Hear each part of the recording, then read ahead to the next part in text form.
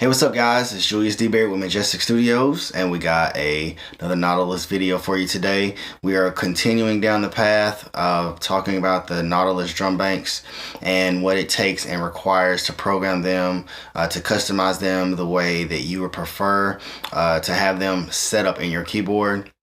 And today we're going to deal with a question that came up on one of the Nautilus groups on Facebook, as well as I believe on one of the questions on Nautilus drum banks, either 101 or 102. It was on one of those videos. It was asking about routing effects, routing the drums through the effects in the Nautilus, and not just drums, but even the drum tracks. So we're going to deal with that today. If that's what you're looking for, then you're in the right place. Keep watching this video for more great information. Let's go.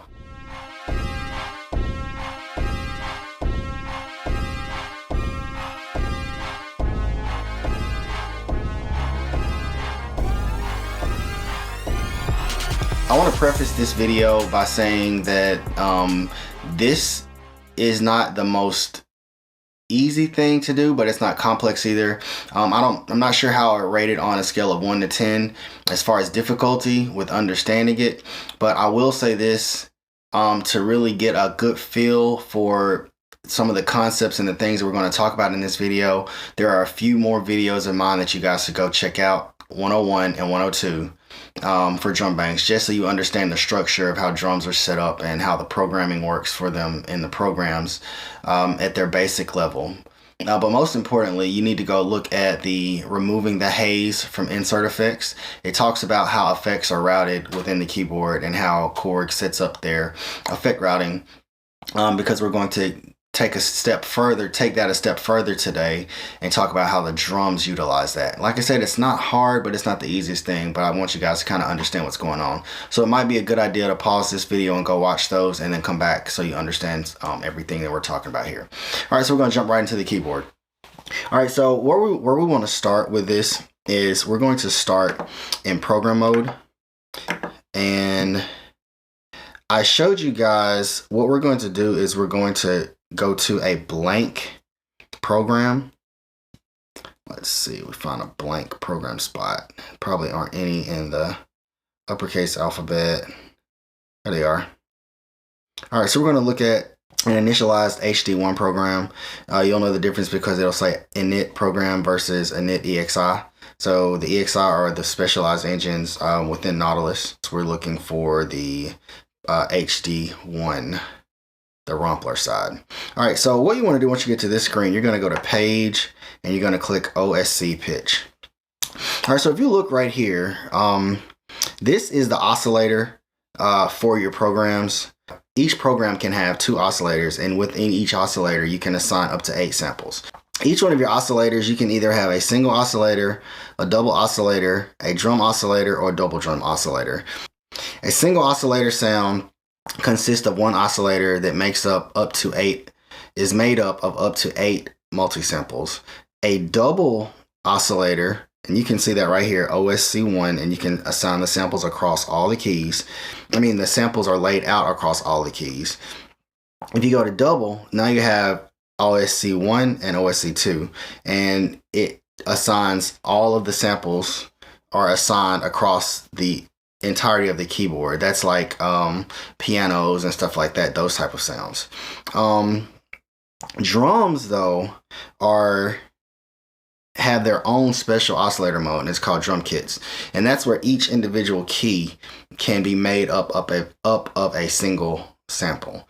So you don't have to put all pianos across the entire keyboard, or all snares or all kick drums. Each individual key can have its own sample assigned to that key, and those samples can have different program parameters like filter cutoff and all of that kind of stuff for each key. And again, you guys may want to go check out the previous videos just so you understand kind of how all this is set up. All right, so the only way you can have drums within a program, a drum kit within a program, I think it has to be either a single or a drum or a double drum. All right, so double drum is the same thing as drum same concept as a single oscillator or a double oscillator. Now you can put 2 drum kits across the keyboard and have them layered, cross-faded between the keys. 2 different drum kits layered on top of each other across the length of the keyboard, or it could be separated by range, key range, etc. All right, so now that we understand that, so we're going to go to a single layer drum program. All right, once we have that selected here in our program, again, how we got here is we went to we were in program mode. We went to page. Basic is the first place, and that's how you set the oscillator mode. If you're trying to program drum sounds, you're going to put it on drums or double drums. So we're going to go with the single one. We're going to go back to page and we're going to push OSC pitch. Now right here, since it's in drum kit, you can assign a single drum kit here. You're going to select it right here on this page. All right. And all of those drum kits that we saw in our global mode in our last videos can be selected from here, whether it be a custom drum kit or a drum kit that you are selecting from within what Korg sends us from the manufacturer. And so once you put that drum kit on an oscillator, now that kit is in the keyboard. What you want to do next, I wanted to just show you guys that is how you put the drum kit in a program. Okay, now from there, as far as the effects are concerned, what you want to do is you're going to go to Mode, Global, and you're going to go to Page and then Drum Kit. Now right here is where we select the drum kit. We learned about that in one of our other videos. So we're just going to go to Studio Standard Kit. Okay, so once inside of this drum kit page, this is where you edit and customize your drums. You have 3 tabs: sample setup, sample parameter, and then the voice mixer. Okay, I'm going to quickly tell you what these tabs do. The sample setup is where you would set up samples across the keys. We talked about this in the previous video.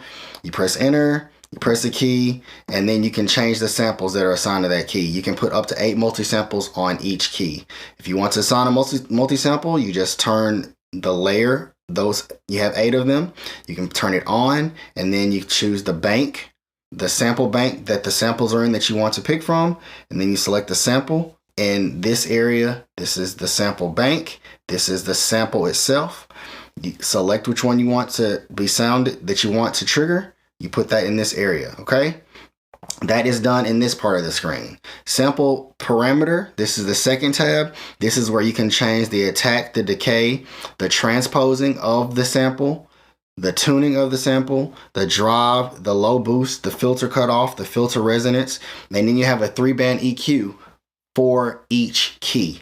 So if you have a kick on middle C, let's choose that. If you have a kick on middle C, you can go in and you can change all of these parameters for each multi-sample. Remember, you can put 8 multi-samples on each key. You can go in and change the parameters for each multi-sample that is assigned to that key. That is all done here, and you have a lot of customizing that you can do right here within this screen for each of those multi-samples to make those drums hit just as hard as you want them to hit. It's really crazy how custom this keyboard can be. Then the last tab is the one we're going to pay the most attention to.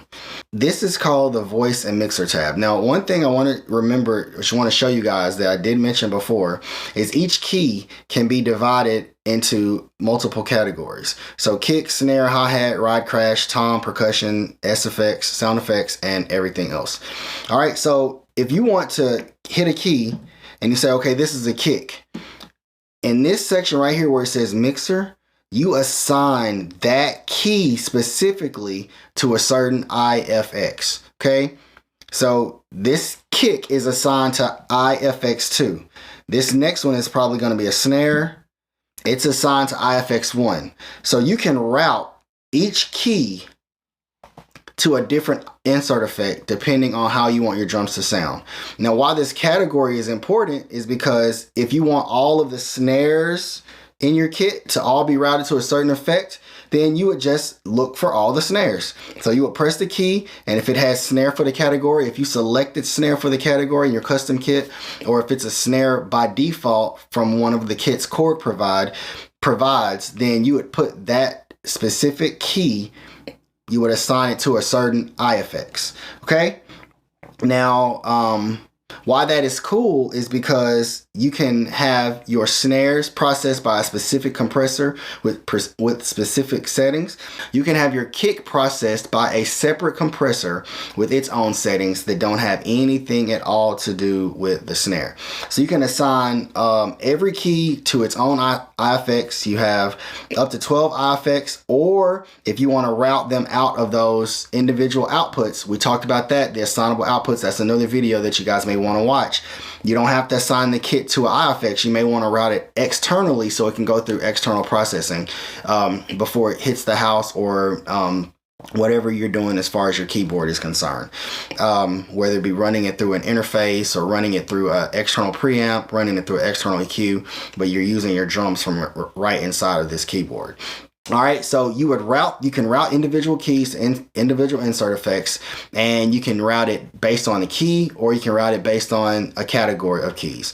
All right, now what you have to do from that, okay, before I say that, this is also the same place that you would adjust the send levels to the master effects. You can also adjust your panning. So let's see if we had a tom. See our hi-hat, they have their hi-hat panned a little bit to the right. Toms are all center. I think toms should be panned a little bit as well, but they don't have them panned by default. But that's up to you completely how you want your drums to sound in your mix and from your keyboard.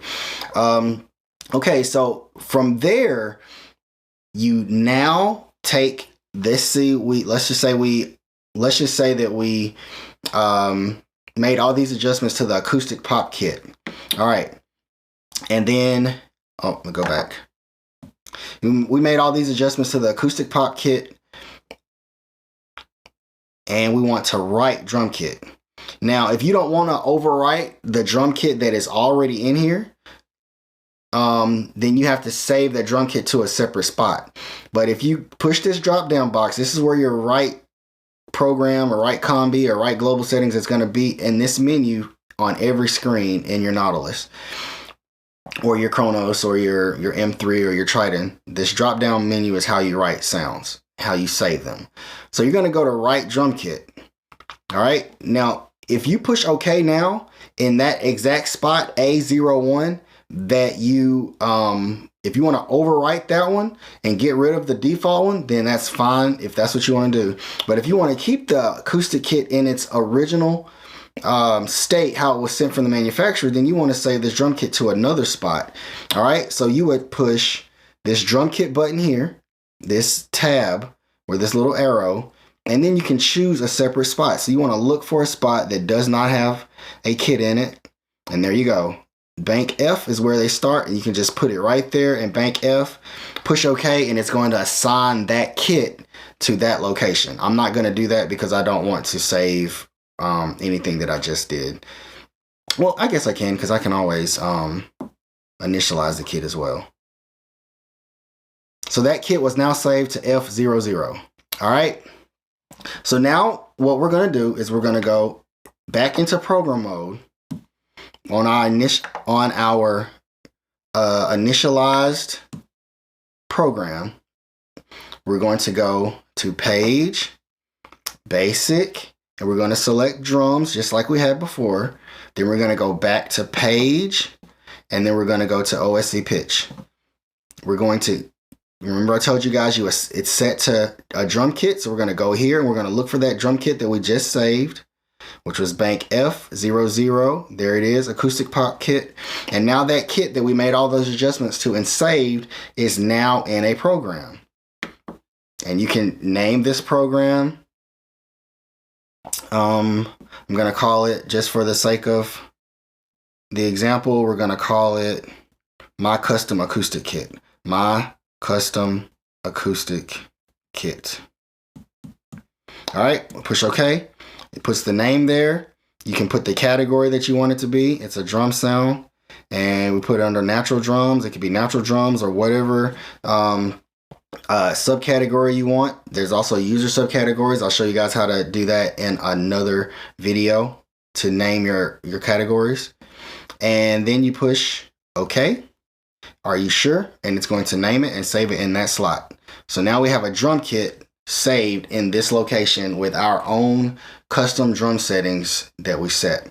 Now from there, as far as the effects are concerned, you may want to write it down on a piece of paper about what drums you put to what effect slots, whether it be IFX 1 all the way up to IFX 12, or the external routing, where you can write it out of the assignable outputs. You're going to go to Page, you're going to click IFX, and you're going to assign whatever effects you would like to be routed. You would like those samples or those keys routed to, you're going to assign them in their appropriate slots. So if you wanted your kick to go to a certain compressor, you would put that compressor on one of these slots, and you would make, if you wanted your kick to go to IFX 1 and it was a certain compressor or a certain EQ that you wanted on it, then you would put that compressor or that EQ on IFX slot 1. And the same thing with the snare. If you want your snare to be routed to a certain kind of effect, whatever slot you told the snare to go to in global mode way back when we created the kit, then you'll put that effect on the slot that you had your snares routed to, so on and so forth, with the cymbals, with the crashes, with the toms, with the special effects, and then every other type of sound. Now the key though here, the key is if you want your sounds to use the settings that you set up in global mode, there's one button you have to push. You have to push Use Drum Kit Setting.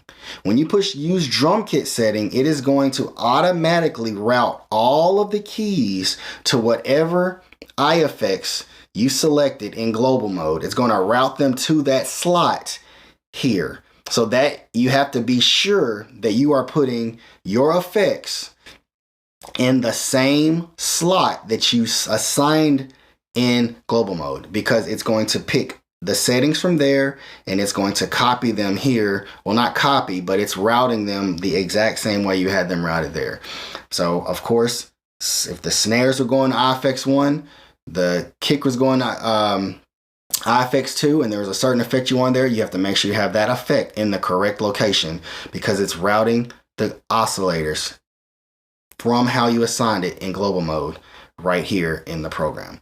Now, if you want to do something different, you take this use drum kit setting off, and then you assign, you can go to all oscillators, go to the left and right automatically, or you can assign the entire drum kit to specific one choice of IFX, but the entire kit has to go to one place.